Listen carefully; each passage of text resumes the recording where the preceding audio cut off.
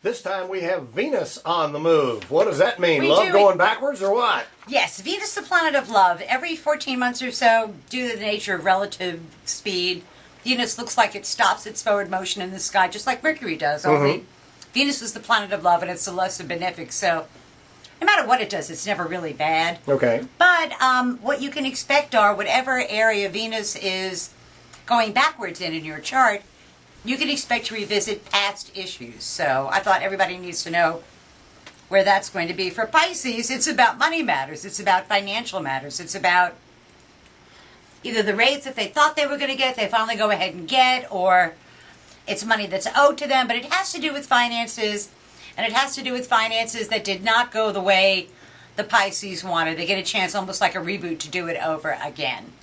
For Aries, Venus, the planet of love, in their sign going backwards means blast from their romantic past coming back to see if you're still mad, and odds are you are. And that also, it means it has to do with the love principle. And so if you're an Aries, you've been in a tough relationship, this should smooth that out or give you an exit, one of the two. And it lasts for 2 months. For Tauruses, once again, Tauruses are just going to have a difficult time with this energy, because it means giving way more than they get in a relationship. Over the next maybe 2 months or so, they're going to find themselves being pulled in a bunch of different directions in the name of love. Love of grandbabies, yes, in our love case. of grandbabies, yes, in your case. And it's not enough just to have two, but there'll be a third, so to go along with it. So, and they have to be really careful to pace themselves, because they don't. For Geminis, our president, Venus is retrograding in the 11th house of hopes, wishes, goals, and objectives. And all Geminis have achieved a long-standing hope, wish, goal, or objective. And now they get to find out whether they really wanted it or not. Now they get to see the full extent of what it is that they've gotten and find a way.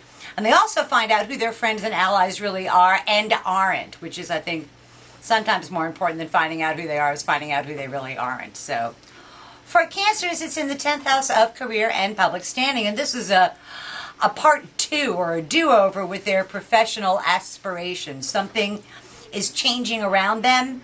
I don't know that they're the instrument of the change. I don't know that the change actually directly affects them. But the most important thing for Cancers is not to go to any fights they aren't invited to. And if you didn't get a job opportunity and they pick somebody else in the last 14 months or so, you get a do-over there too, and they'll probably pick you this time. Okay. So try not to gloat. For Leos, legal matters, educational matters, important matters at a distance, contracts, negotiation, all very, very favorable for the Leo over the next 2 months or so. And they want to try and solidify that before it goes retrograde at the end of this week. They just want to make sure that we have a clear meeting of the minds. And then there'll be room for negotiation after that. But it works out better than the Leo was hoping. Okay. Which is good to know. For Virgos, it's about other people's resources flowing their way. And Virgos get the opportunity to revamp their finances, to cut down on some sort of expenses, to tighten up their finances, so at the end of the day, they have more money at the end of their month and more month at the end of their money. And it may be also a small windfall. It's not enough to win the lottery to go, hey, I'm not working anymore, but it's enough to take the heat off you, and you benefit from other people's resources. For Libras, it is in the 7th house of partners as well as open enemies. Single Libras will find themselves attracting someone. Single Libras will find not only them attracting somebody, but it'll be a choice of one or two, not just one. Every now and then we hear it's raining men or it's raining women. For Libras, this for the next 2 months or so, that's what it's going to be doing. So make sure you catch one. For Scorpios, 6th house of work and responsibilities. For Scorpios, they get the opportunity to work harder.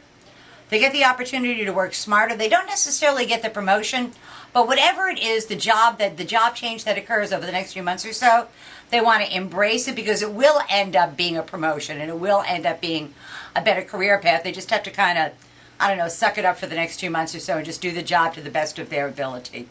For Sagittarius, most fun time of year. It's a time for creativity, for having fun, for loving, for laughing, for joy. Happy times with kids, happy times with lovers, happy times with athletic endeavors. It really, if you're going to have Venus retrograde somewhere, the 5th house is where you want to have it, because it's let's have fun today, and then, oh yeah, let's have fun tomorrow too.